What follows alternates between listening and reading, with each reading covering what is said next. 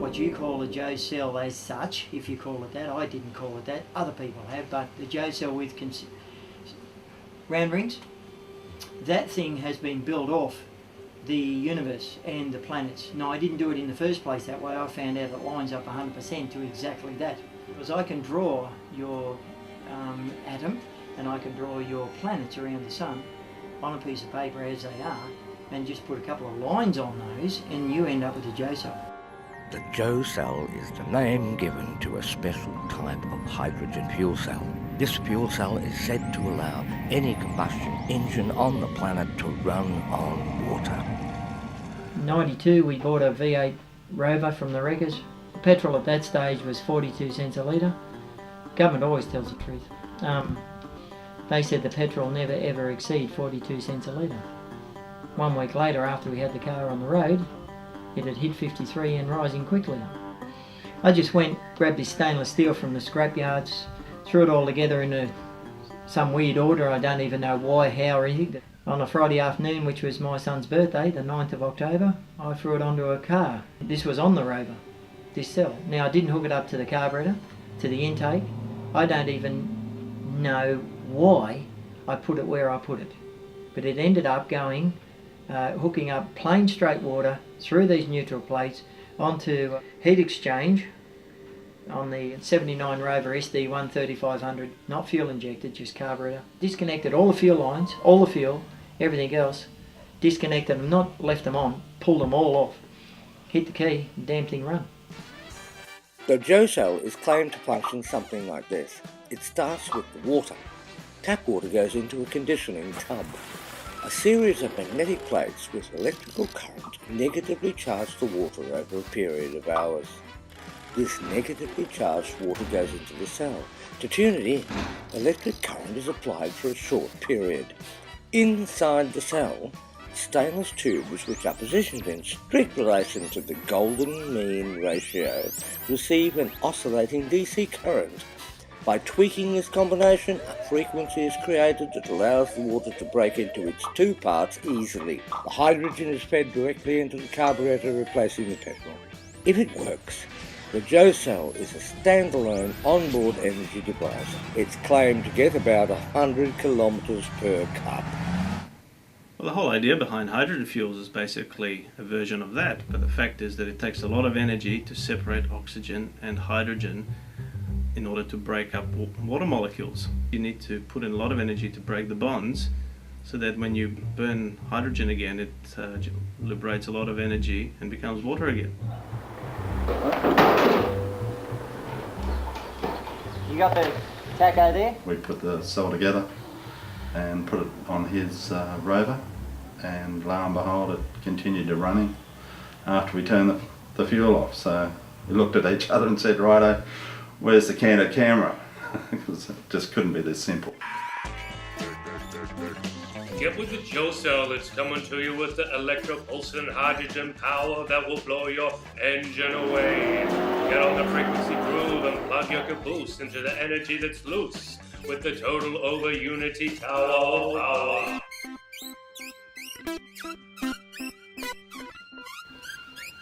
I'd never done a day's science. I don't know anything about hydrogen, oxygen gas as such. Don't know about Yule Brown, anybody like that. Never knew anything about anything as such. And I do know a hell of a lot about mechanics, you know, pretty good whiz on that. This balloon's going to do one of three things. One is it's going to implode and flame and turn the balloon inside out, and in rushing air is going to take every hair off me or everything else. The second thing, that's if we got the implosive gas straight off. Just for fun, we got these bubbles will trickle over down here. They're on there.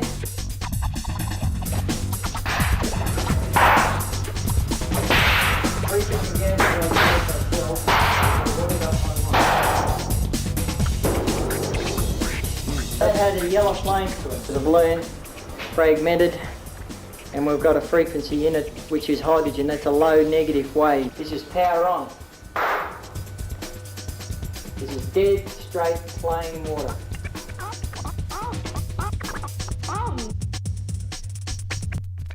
Over-unity devices are sometimes called free energy devices, and we say that is an inappropriate use of language, because clearly the electric inertia that comes from the gravity field due to fractality is not free, and there's a price to be paid. In the case of specifically hydrogen implosion devices, the inertia that's in the hydrogen was put there by the sun, and that there took some work to do that.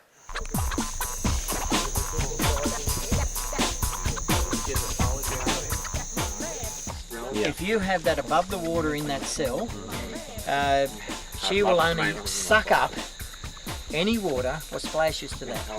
Okay? But there's a different thing happens if you put charge to that.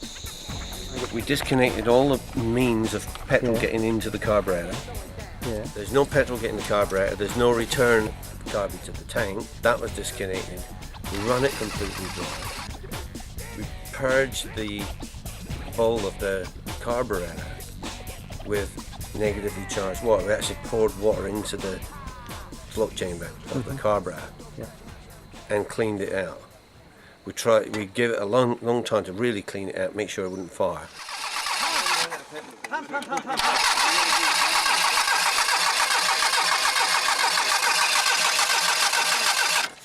And then we got the cell connected. Tell me what happens if you retard the timing. Well, what's the difference between my water and your water? It's charged. Go and get your water and stuff on here. You planted the foot, you lost it. Phil, your best water, mate. What's lubrication? That's what I got, and he said it was wrong. Because that works its charge in the opposite damn direction, because all the... You see the positive is on the inside. No, but what I'm saying is this cable is supposed to be up here. No, this is the best little pocket water, huh? Yeah, it's a new hole. And they're normally set on top dead centre, but we took it to not with this. It's going to change the frequency in that block. And it's firing, and yet there is...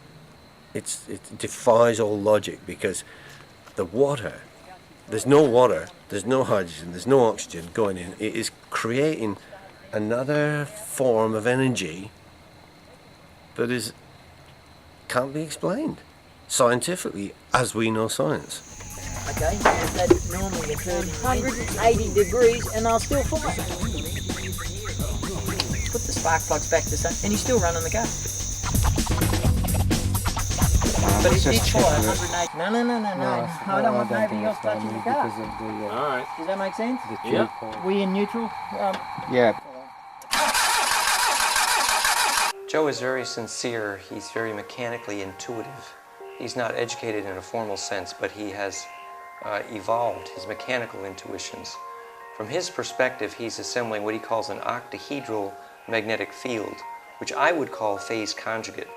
So the opposing conic approaches of magnetic flux lines creates a kind of conic center, what I call phase conjugate or implosive.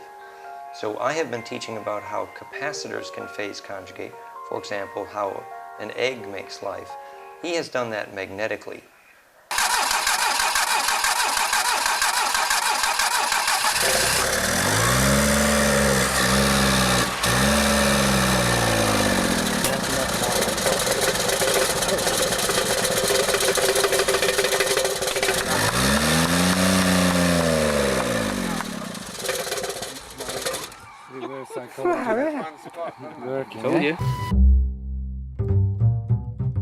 So the laws of energy conservation in combination with the laws of thermodynamics tell us that you can't get more energy out of a system than originally went into it.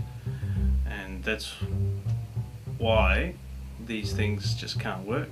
It really doesn't make sense to me that this stuff could work. If you think about the water-powered car, for example, if you're splitting hydrogen and oxygen, burning it and getting water out the other end, you could make a closed loop where the water comes back into the system, and if you're getting more energy out than you put in, the thing will just run forever once you get it started. Everything we know about the universe and which is what science is about, trying to understand the way the universe works, the way the world works, everything that we know tells us that this is impossible. Some of the guys who'd seen the car running think, oh, I think Joe must have put some petrol in there. He might have had some, he may have switched bottles, put another bottle in. And I said, but we passed that bottle around and took a drink out of it. It was just water in it. Suffering from a kind of delusion, refusing to accept reality. With extreme magnetic implosion, he's actually able to make the impurities in the water vaporize in a magnetic vortex.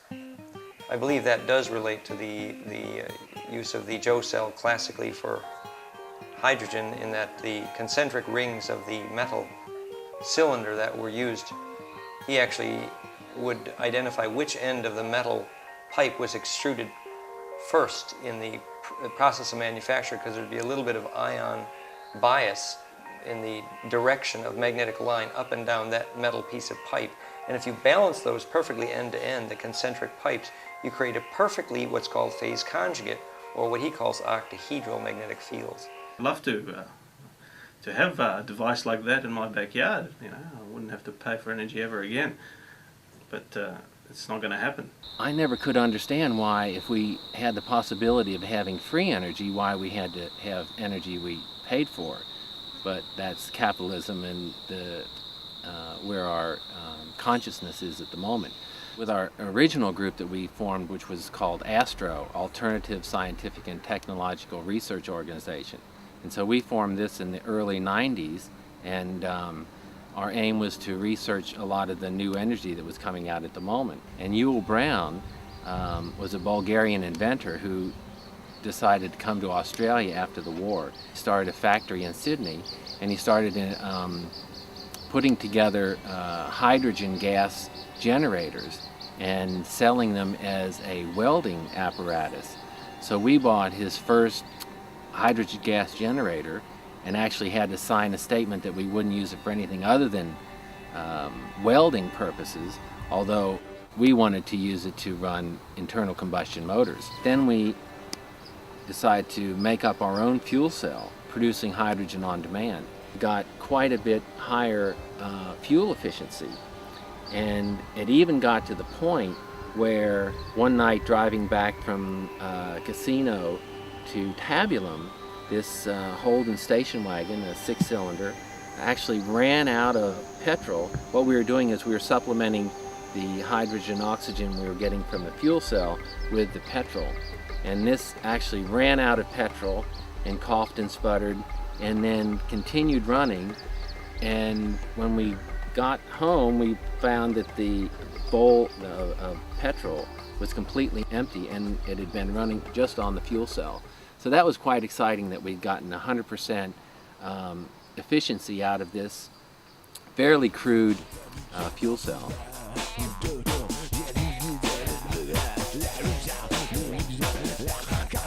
What happened after that was we started telling friends about it, and they started to have some success. Everyone started talking, and it seemed to get, everyone was getting excited about these fuel cells.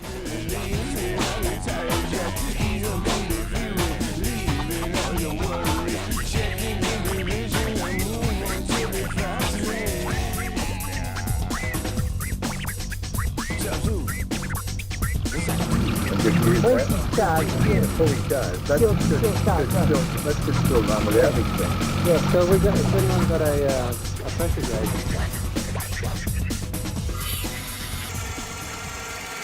Late in the morning, I get a bang on the door. It comes out my dressing gown. Here's Professor Ron Davis, who apparently wrote up all the science for Yul Brown on Brown's gas, hydrogen and oxygen gas. And he's fronted at my doorstep, and he's driven from Sydney all night long. I'm Professor Ron Davis. I said, huh? You know hydrogen, oxygen gas, Yul Brown's gas? I said, sorry.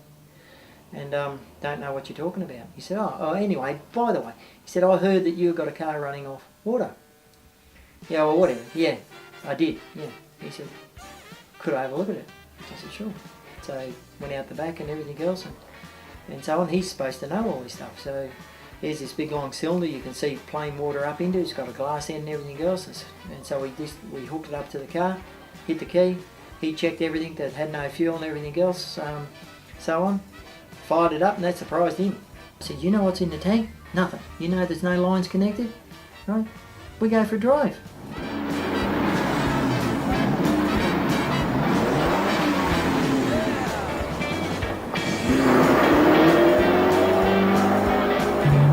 Doing too, mate. We're pushing 7,000 revs instantly, straight out without any hesitation, and we're pushing all of us.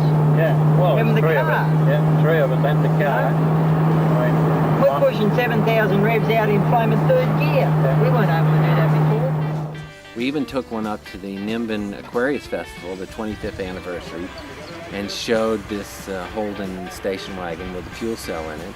And to my surprise, quite a few people got angry, because they said, why should you be able to ride around with this fuel cell and we still have to use petrol from the service station?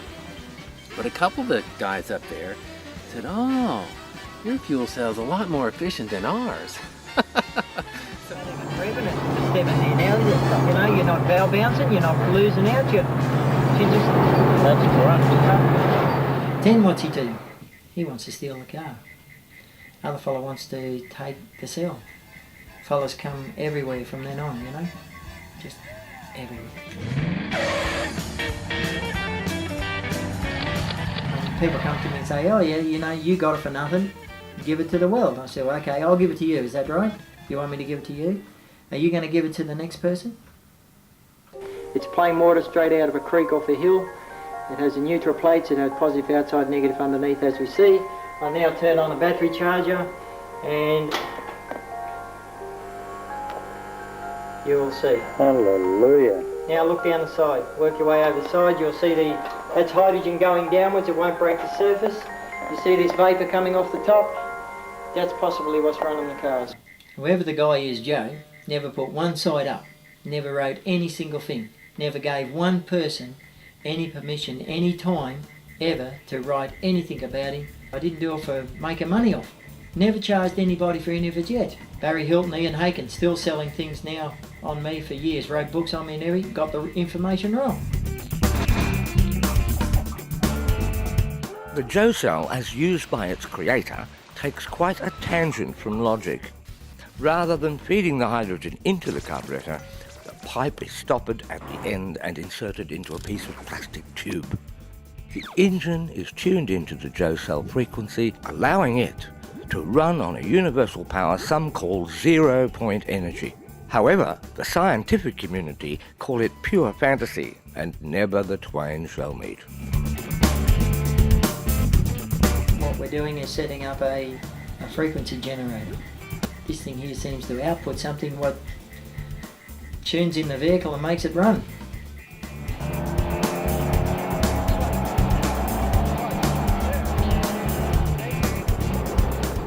The car that runs on water is not actually running on water.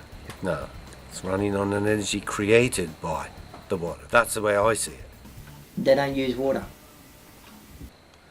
Can't possibly be running water because the outlet from the cell is connected to a dead end. I didn't understand why the vehicle seemed to start and run perfectly when nobody else seems to be able to hit it. This stuff works very strangely. So I just went on and did different cars, probably 20 or 30 cars. Learned more information about things, built plates and cells and everything else. No electrolyte, no power input, different plates what shouldn't be connected. We get electricity off the cells, we get implosion, explosion, we get all these different gases. We ended up getting a resonating field within the tubes. So we actually have tubes in place that aren't electrically connected but are within the electrical field producing gas. So we've got excitement happening. They're just playing with little just half-truths, making things sound like they're possible because they have all the elements of something that's possible, but the quantities are wrong. What happened with the RTA was to get the hydrogen fuel cell approved by them, they wanted to have a couple of cells in new cars that they could test crash. It was going to cost around $250,000, which we didn't have. A local member told a local politician And so it actually got back to the federal government at the time. They offered us $10,000 and a new car if we would sign over the rights to this fuel cell. Well, we didn't think that was a good enough deal because we wanted to hold some sort of proprietary rights over it. So we didn't do that. And soon after that, we had a group called ACES saying it was not in our best interest to continue this line of research. They stressed their point quite vigorously, even to the point where the local police said that they didn't want any fatalities in their district, and they gave us sawed-off shotguns to protect ourselves with. So we knew it was serious when the police were giving us arms to protect ourselves. Had the Department of Defence through H Division were astounded at what we were doing. We showed them through the workshop over at the back of Joe's place. We were there for 3 days filming.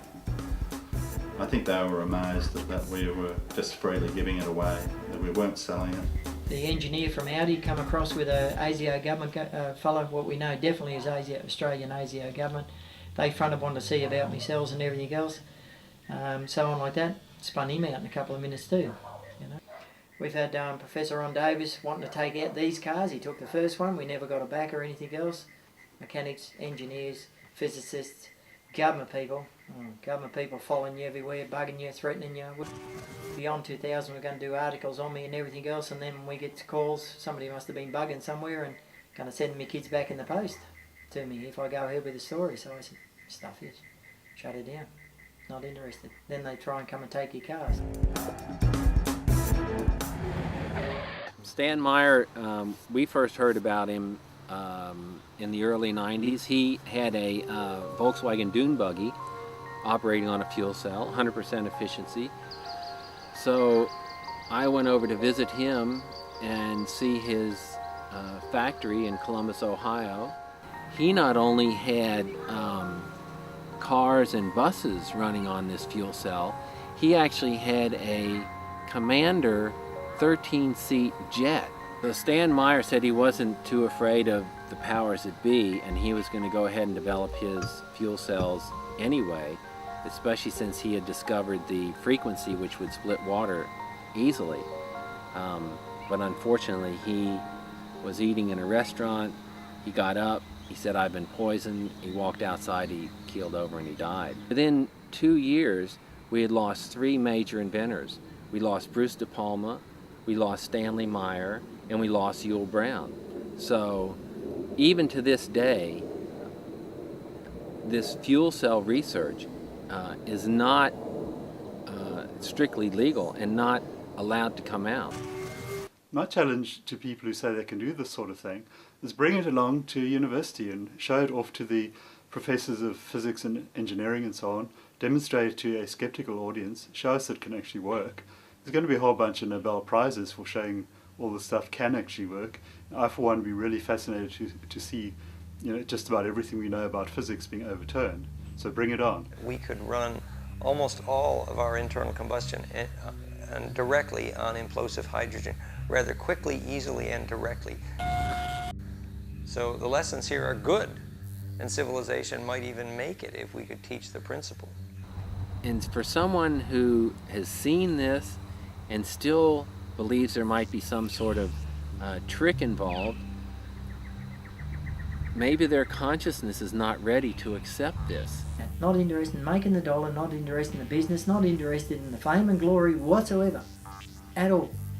Don't want to go down, like they said in history, as a famous guy this time. It's like Thomas, putting his finger into Jesus, into the wound. He sees it, he knows Jesus died on the cross, but he still doesn't believe it until he puts his finger in there. Don't want to go down the ground, don't want to go down history, don't want to be known. A simple guy, don't care.